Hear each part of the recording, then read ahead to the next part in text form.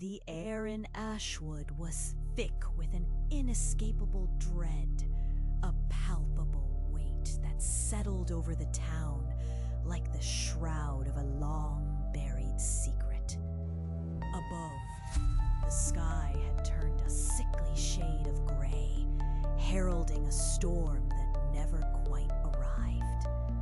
Still, a low hum reverberated through the streets, a sound expected from an unseen force lurking just beyond the veil of reality.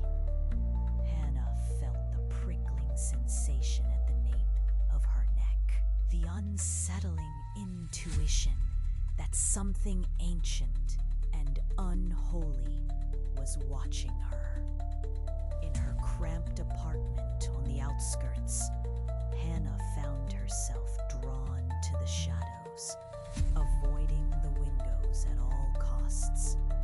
An unsettling imagination took root, fed by the strange behaviors of the townsfolk. Their faces wore the masks of the vacant, as if life had been siphoned away, leaving only husks controlled by some insidious manipulation. Conversations that once thrummed with vibrant laughter and animated debate now faltered, reduced to hushed whispers and exchanged knowing glances, an unholy communion that gnawed persistently at Hannah's sanity. On a particularly restless night, unable to endure the suffocating silence any longer, she plunged into the nearby woods, hoping to escape the stifling atmosphere of Ashwood. Each step through the underbrush felt like a trespass into an ancient realm forgotten by time. Gnarled trees loomed overhead, their twisted branches reaching out like skeletal fingers desperate to clutch her soul.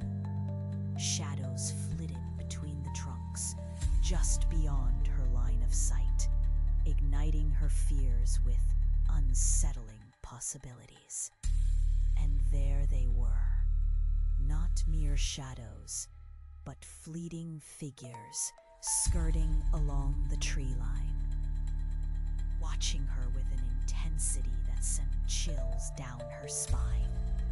Deep within the woods, she discovered an ancient stone circle, half buried beneath vines and moss that seemed to pulse with a life of their own. The air around her crackled with energy, remnants of a time long before humanity's existence. Etchings spiraled across the stones, cryptic symbols defying comprehension. With a trembling hand, she traced the grooves, the cold surface glowing faintly, sending shivers coursing through her body. In that moment, she felt an unfamiliar pulse resonating beneath her feet, in sync with the frantic rhythm of her heart.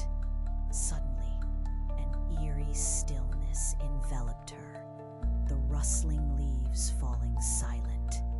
She found herself ensnared in a deafening hush, and that was when the whispers came, breathless, insistent voices slithering into her consciousness.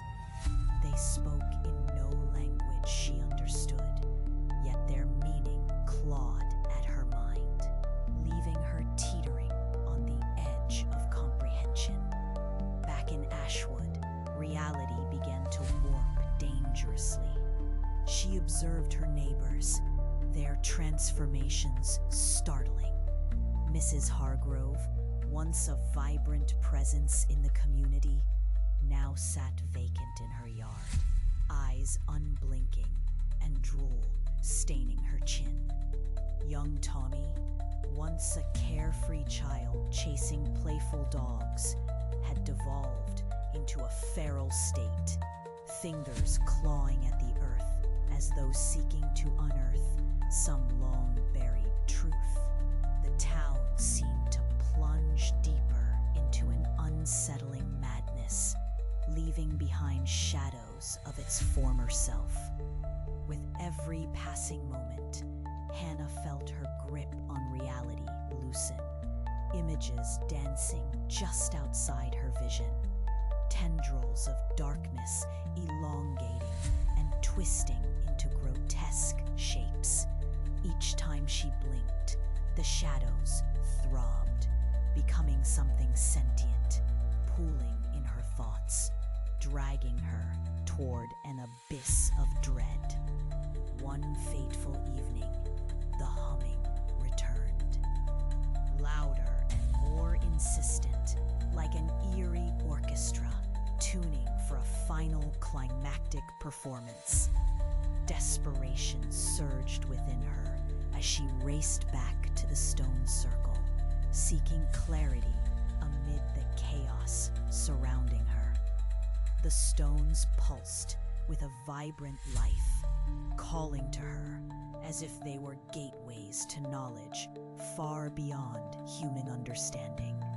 The symbols glowed with an intensity that entwined her mind with the cosmos, whispering truths that transcended all comprehension. Existence, reality, and the universe coalescing into a series of indescribable horrors, magnificent in their terrifying absurdity, beyond the fragile limits of her mind. Then she saw it, not a figure, but a presence, amorphous and unfathomable, a grotesque amalgamation of shadows and light, undulating before her. In an instant, the abyss of sanity before her widened, threatening to swallow her whole. A tendril reached out toward her, a promise of transcendence or annihilation. Was it attempting to communicate, or was it merely luring her into its malevolent grasp? As the edges of her perception began to fray, and the whispers grew more insistent, one thought crystallized amid the chaos. Perhaps this was less an encounter and more a revelation. The cosmos did not seek to answer her questions. It sought only to consume. As she surrendered to the encroaching darkness, an overpowering finality washed over her, and the town of Ashwood faded into the consuming void of oblivion.